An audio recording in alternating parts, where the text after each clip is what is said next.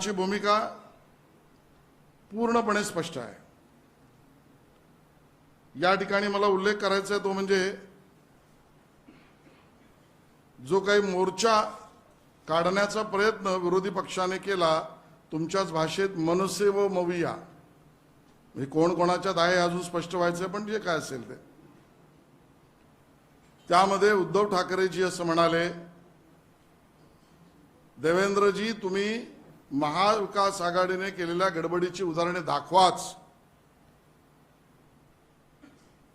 दूध का दूध पाणी का पाणी होऊ दे हे विधान उद्धवजींचं।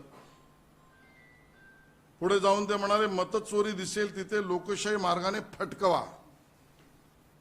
मी चुकत नसेल तर हे विधान उद्धवजींचंच। राज ठाकरेजी यांनी ज्या भूमिका मांडल्या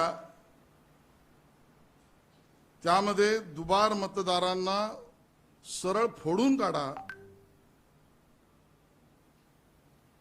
दुबार मतदारांना बडव बडव बडवा, आणि ते म्हणताना म्हणाले एक टेम्पोभर पुरावे मी आणलेत। आणि मग या सगळ्यामध्ये भाषण करताना ते काय बोलले, कारण आजकाल इव्हेंटचा जमाना आहे, तुम्हालाही लाव रे तो व्हिडिओ आवडतो, म्हणून मी माझ्या सहकार्यांना म्हणणार आहे की नेमकं राज ठाकरे बोलले काय आणि कोणाबद्दल बोलले आणि कुठल्या मतदारांबद्दल बोलले हे आपण ऐका, मग पुढची भूमिका आम्ही मांडतो। 4500 मतदार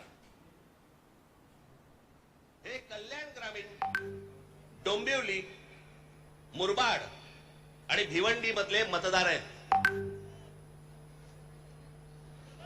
या इकडच्या मतदारांनी इकडच्या इथल्या मुंबईच्या मलबार हिल मतदारसंघामध्ये देखील मतदान केलेलं आहे। 4500 मतदार हे या ठिकाणी राहणारे यांनी मलबार हिल मतदारसंघामध्ये मतदान केलेलं आहे। त्यातल्या अगदी नावाला म्हणून मी तुमच्यासाठी हे एवढे मतदार आहेत, हे एवढ्या लोकांनी हे तिथे राहत आहेत, तिथेही मतदान केलं आणि मलबार हिल मध्ये देखील मतदान केलं। ह्याच्यातली पण मी आता जस्ट फक्त 3 नावं आणली, प्रभाकर तुकाराम पाटील, राम महादू भोईर आणि गजानन पुंडलिक भोईर, ही त्यांची मतदार यादी आहे।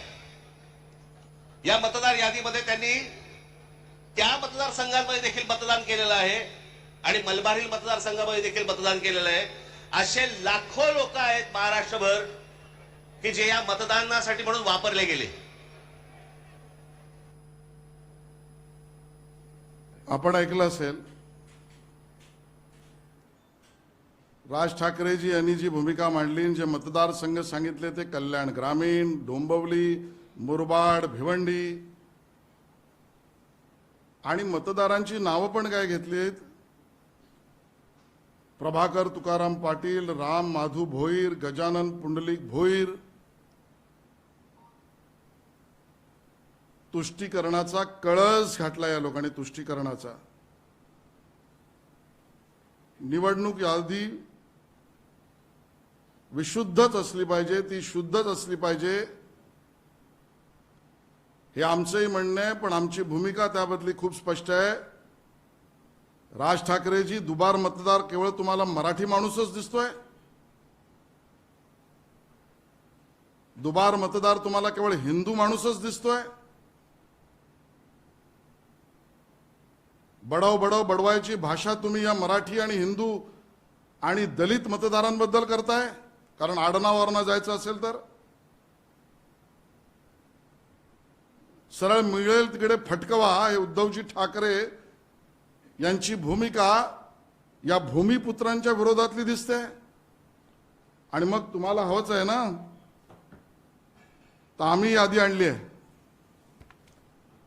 मी आता 8 वर्गीकरण आपल्या समोर मांडणार आहे आणि आपल्या स्क्रीनवर सुद्धा माझी विनंती आहे आपण ते जरूर पाहावं, बारकाईने पाहावं, त्याचा अन्वय अर्थ मी नंतर मांडतो।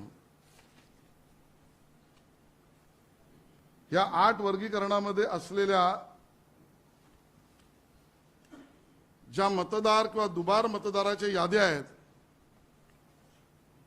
या तुम्ही नीट बघितल्या तर तुम्हाला लक्षात येईल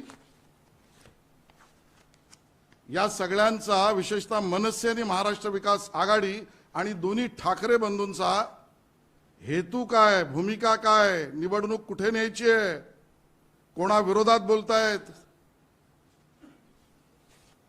पहिला वर्गीकरणाचा प्रकार आहे, या ठिकाणी मांडा जरा. थोडं इथली लाईट बंद केली चालेल का? मला दिसलं